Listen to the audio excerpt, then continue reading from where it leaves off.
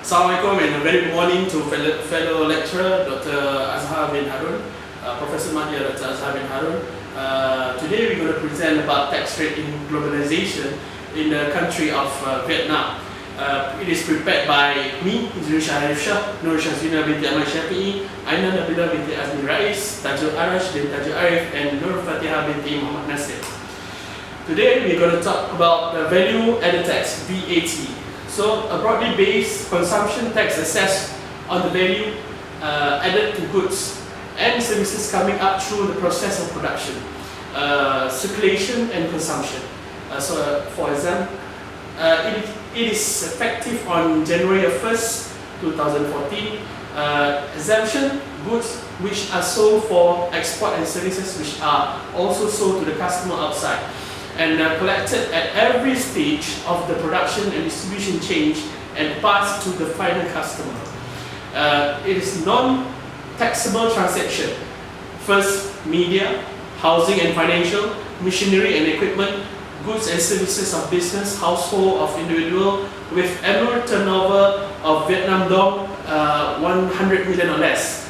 Healthcare, farming, animal plants, gift, mass transit by bus and tram car, insurance and insurance-related services, and import and export.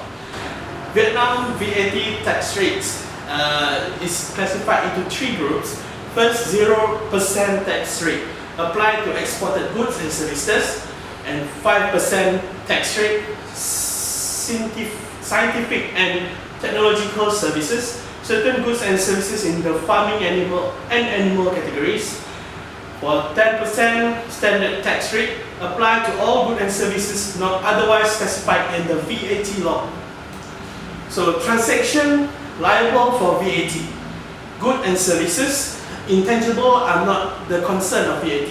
Export goods and services, services directly rendered and goods sold to foreign companies, including companies in non-tariff area, are subjected to 0% VAT if they are consumed outside Vietnam or in non-tariff area.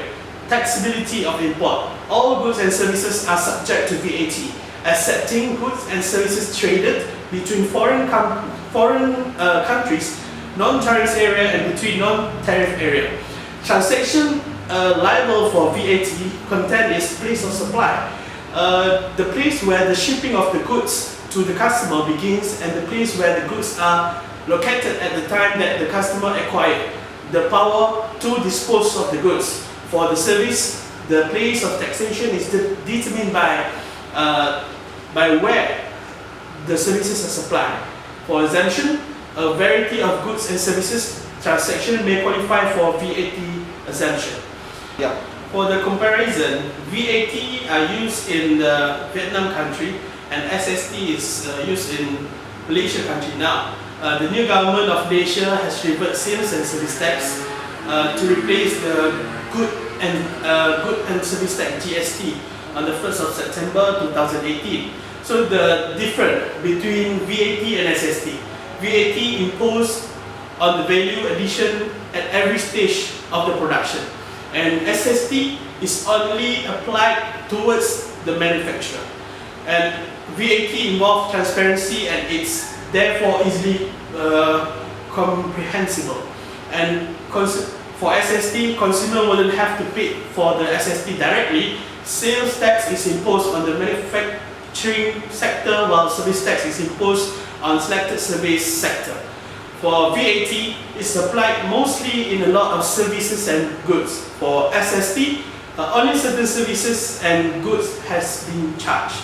For VAT, an exceptional where only 5% of the VAT been reduced. First, scientific and technology services. Second, certain goods and services in the farming and animal category. Third, certain goods and services in the healthcare category. Fourth, certain goods and services in the media category. For SST, health, medication, product and education has been exceptional for the SST without need to reduce the amount of it like VAT. Asian Free Trade Area, AFTA, AFTA, main objective is to create a single market and an international product international production base to attract foreign direct investment and also expand intra-Asian trade and investment. Vietnam joined in 1995 and strengthened. The motive is to strengthen and deepen intra-Asian industrial linkage, including creating strong and competitive in small and medium enterprises. Vietnam auto industry. Vietnam is majorly an automobile assembly hub rather than a manufacturing one, unlike Thailand and Indonesia.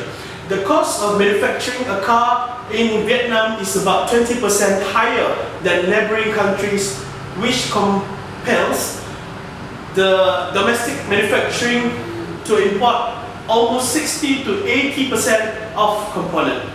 Automobile prices are estimated to decrease by 10 to 15% for oldest model and 5 to 10% for newer models. The challenges is when the import tariff on foreign-made vehicles lowered in 2018, the importation of vehicle parts into Vietnam for assembly will be more expensive than importing completely built vehicle. The Director General of Toyota Vietnam, Yoshihisa Muruta, recently stated that the company may also stop manufacturing cars in Vietnam and instead switch to importing cars. This will allow them to benefit tax-wise from the Asian agreement. Or recommendation. First, local manufacturers need to reduce manufacturing costs to remain competitive with completely built up CBU vehicle from Asian countries. Second, the government has to reduce the import tax of complete knockdown CKD component along with other incentives to ensure that the local auto and support industry remain competitive. Vietnam electricity industry. Vietnam energy demand is predicted to increase by over 10% by the year 2020, while energy consumption is projected to increase fourfold by the year 2030. To meet the growing demand which cannot be fulfilled by sources like coal and hydro, the government is promoting other renewable resources such as biomass, solar and wind to reduce the gap between demand and supply. So for the solar power industry, with around 1,600 to 2,700 hours of sunlight per year and an average direct normal in a radius DNI of 4 to 5 kilowatt per hour, the country has huge potential for the solar power. For the region, in Minh Thuan province, South Central Vietnam has the highest potential of solar power generation. Government targets aims to increase this to 3.3% and 20% by the year 2030 and 2050 respectively. The project is around 1,000 megawatts under construction, while only 8 megawatt is in the operating stage. So it is incentive to investor entitled to exemption from the land use free for a period of 11 years to 15 years in case of rural area. So feed-in tariff, the feed will be applicable to project beginning operation before 30th of June 2019, except for one in Minh Thuan province which have a 2020 deadline. So for the challenges, the government policy on solar prices and COD deadline, lack of financing, technical expertise of the local developers and grid infrastructure quality. So the impact of government revenue, a reduction of tariff rate power prices leading to higher demand and a higher volume of import. Secondly, with respect to the same volume of import, a reduction of tariff will lower and taxation income. As a conclusion, the integrated process will accelerate the industrialization and modernization process in Vietnam. Vietnam should implement simultaneous and effectively a wide range of policy.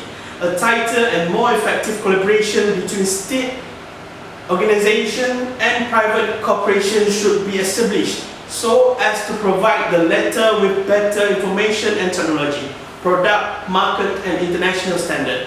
Critically depends on Vietnam improving its legal and administrative system, reforming inequity the banking and financial sector, giving priority to upgrading the socio-economic infrastructure, accelerating the equalization of state-owned enterprise, and promoting the private sector. That's all from us. Thank you.